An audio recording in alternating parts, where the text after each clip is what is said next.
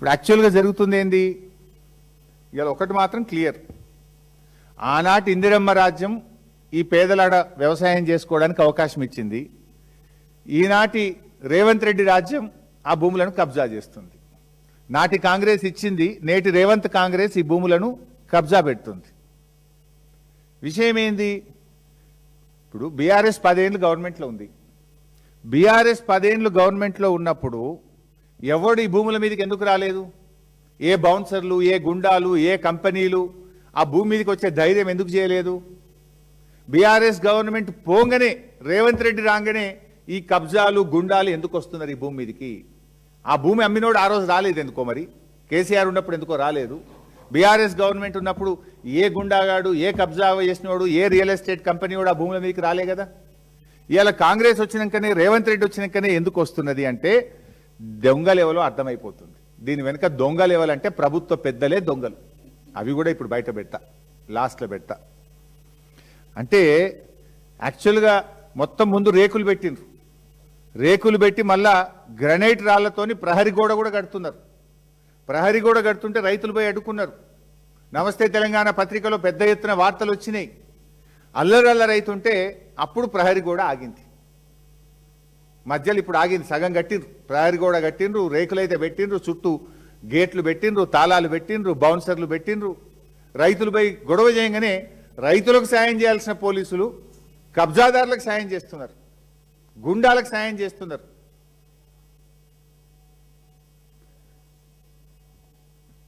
ఈ 373 ఎకరాలకు సంబంధించి ఇవాళ విషయం ఏంటంటే మళ్ళీ క్లుప్తంగా మీకు అర్థమయ్యేటట్టు చెప్తున్నా. ఫస్ట్ ఈ భూమి నాది అని ఒకతను క్లెయిమ్ చేసిండ్రు. ఎవరు? శివరాజ్ బహదూర్. ఆయనది కాదు అని చంద్రబాబు నాయుడు పోరాటం చేసిండ్రు. ఆయనది కాదు అని రాజశేఖర రెడ్డి గారు గవర్నమెంట్ భూమి అని డిక్లేర్ చేసిండ్రు. ఆ తర్వాత వాళ్ళు హైకోర్టు, సుప్రీంకోర్టుకు పోయి ఈ భూమి శివరాజ్ బహదూర్దని సుప్రీంకోర్టులో ఆర్డర్ తెచ్చుకున్నారు. ఎప్పుడైతే సుప్రీంకోర్టు శివరాజ్ బహదూర్ది 373 ఎకరాలు అన్నదో అప్పుడు ఏమైతుంది? ఆటోమేటిక్గా ల్యాండ్ సీలింగ్ యాక్ట్ కింద చట్టం వస్తుంది. ల్యాండ్ సీలింగ్ యాక్ట్ ఏం చెప్తుంది? నువ్వు డిక్లేర్ చేయాలి. రాజ్ బహదూర్ ఆర్డీఓ దగ్గరికి వెళ్ళి వాళ్ళ కుటుంబ సభ్యులు, ఇగో మాకు గింత భూమి ఉన్నది, మాకు 54 ఒక వాటానా 2 వాటాల గింత వస్తుంది, మిగతాది గవర్నమెంట్ తీసుకోవాలని డిక్లేర్ చేయాలి. కానీ ఆర్డీఓ దగ్గరికి వెళ్ళలేదు, ల్యాండ్ రెవెన్యూ ట్రిబ్యునల్కి అప్పీల్ చేసుకోక వీళ్ళు ముగ్గురికి అమ్మేసిండ్రు, 3 ప్రైవేట్ కంపెనీలకు అమ్మిండ్రు. ఆ 3 ప్రైవేట్ కంపెనీలు ఆర్డీఓ దగ్గరికి పోతే ఆర్డీఓ ఏం చేసిండు? ఆ రోజు ఈ భూమి అమ్మడం నేరము, ల్యాండ్ సీలింగ్ యాక్ట్ భూమి అమ్మడానికి అనుమతించదు, ఈ భూమి తప్పుడుగా అమ్మింది కనుక ఇది గవర్నమెంట్ భూమి, ప్రొహిబిటెడ్ ల్యాండ్లో పెడుతున్నాము అని చెప్పి అప్పటి ఆర్డీఓ కందుకూర్ ప్రొహిబిటెడ్ లిస్ట్లో పెట్టినారు. ఆ రోజు నుంచి ఇవాళ భూభారతి ఓపెన్ చేస్తే కూడా అది గవర్నమెంట్ ల్యాండ్ అని ఇవాళ రికార్డులో కూడా ఉన్నది. తర్వాత ఆర్డీఓ రిజెక్షన్ మీద హైకోర్టు సింగిల్ బెంచ్ ఆర్డీఓ నిర్ణయం కరెక్ట్ అన్నది, హైకోర్టు డివిజన్ బెంచ్ ఆర్డీఓ నిర్ణయం కరెక్ట్ అన్నది. దాని మీద సుప్రీంకోర్టుకు పోతే ఈ నిమిషానికి సుప్రీంకోర్టులో కేసు పెండింగ్లో ఉన్నది. సుప్రీంకోర్టు ఎటువంటి స్టే కూడా ఇవ్వలేదు. స్టే ఇవ్వలేదు అంటే high court judgment stands good. High court judgment stands good అంటే ఆర్డీఓ ఈ భూములను నిషేధిత భూములుగా పెట్టింది, స్టాండ్స్ గుడ్. ఈ నిమిషానికి అది RDO is the custodian of the land, land belongs to government. కానీ అక్కడ ఏం జరుగుతుంది? అలా చుట్టూ ఫెన్సింగు, చుట్టూ బౌన్సర్లు, ఆడ రోజుకొక బోర్డు వెలుస్తా ఉంది. ఆ బోర్డుల సంగతి చెప్తా. ఇది land belongs to so and so అంటుంది. ఎట్లయితుంది అది?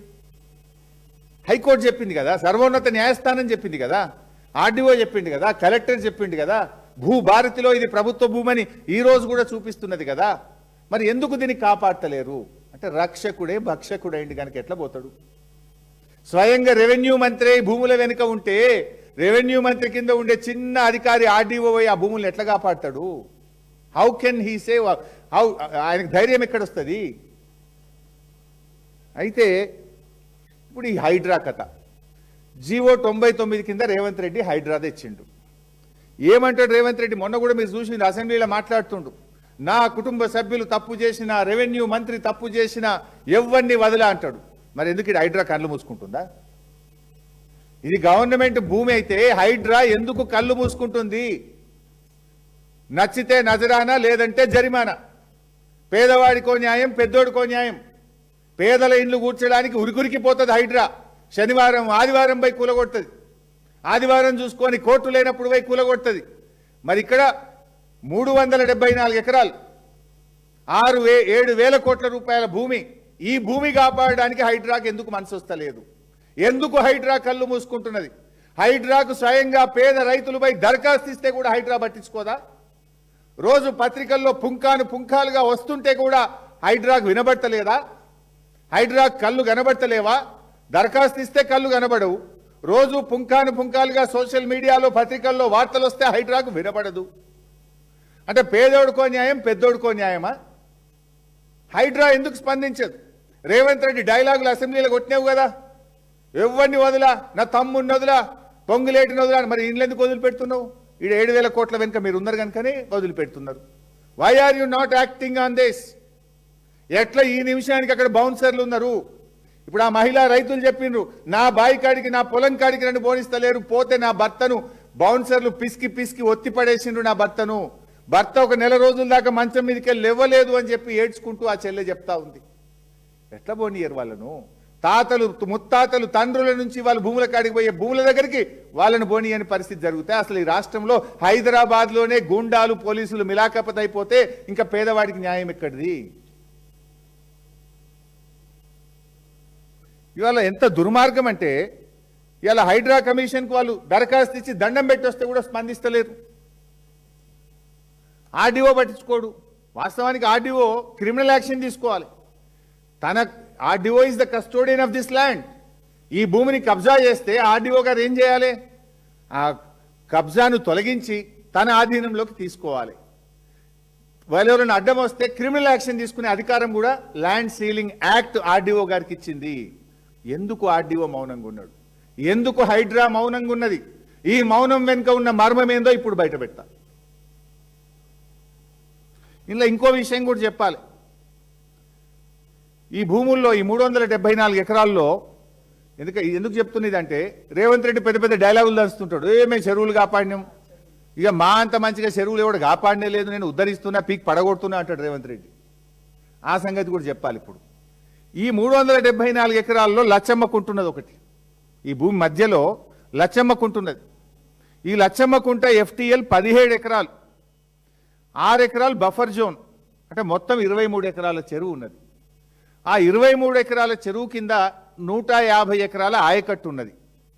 ఇప్పుడు ఈ కంపెనీలు ఏం చేస్తున్నాయి? అసలు ఈ కంపెనీలకు హక్కే లేదు. ల్యాండ్ సీలింగ్ యాక్ట్ ప్రకారం there is no right for any sale deed or any agreement, any land purchase sale deed. ఆ కంపెనీలు ఏం చేస్తున్నాయి? ఇప్పుడు ఆ లచ్చమ్మకుంట చెరువుకు ఉండేటువంటి ఫీడర్ ఛానల్స్ అన్ని ధ్వంసం చేసారు. మొత్తం ఆ చెరువులోకి నీళ్ళు వచ్చే ఫీడర్ ఛానల్ను ఎక్కడికక్కడ మూసివేసిండ్రు. అయినా ఇప్పుడు ఈ నిమిషానికి పోతే కూడా లచ్చమ్మకుంట చెరువులో నీళ్లు ఉన్నాయి. వర్షపు నీరంతా అలకే పోతుంది. ఇప్పుడు ఇయాల పోయి చూస్తే కూడా లచ్చమ్మకుంట చెరువులో నీళ్లు ఉన్నాయి.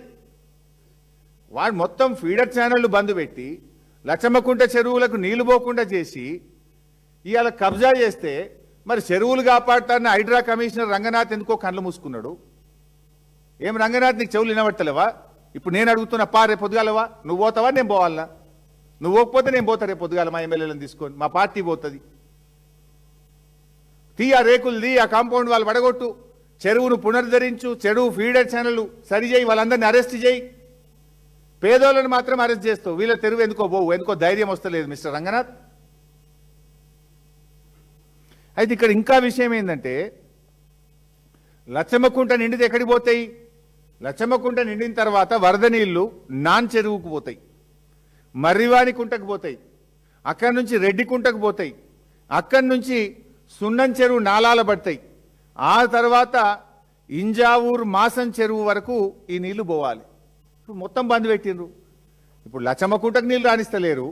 లచ్చమ్మకుంటకేలి నాన్ చెరువు, మర్రివాణి కుంట, రెడ్డి కుంట, ఇంజావూరు మాసం చెరువు వరకు నీళ్లు పోకుండా ఎక్కడికక్కడ ఫీడర్ ఛానల్ని ధ్వంసం చేసి పడేసిండ్రు.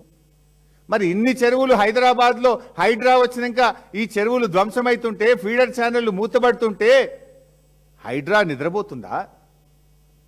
వినబట్టలేదా? ఎందుకు హైడ్రా స్పందించదు? గరీబోళ్ళ ఇల్లు కూలగొట్టడానికి, పెద్ద పెద్ద వాళ్ళకి కబ్జాలు చేయడానికి మాత్రమే హైడ్రా పనిచేస్తుందా?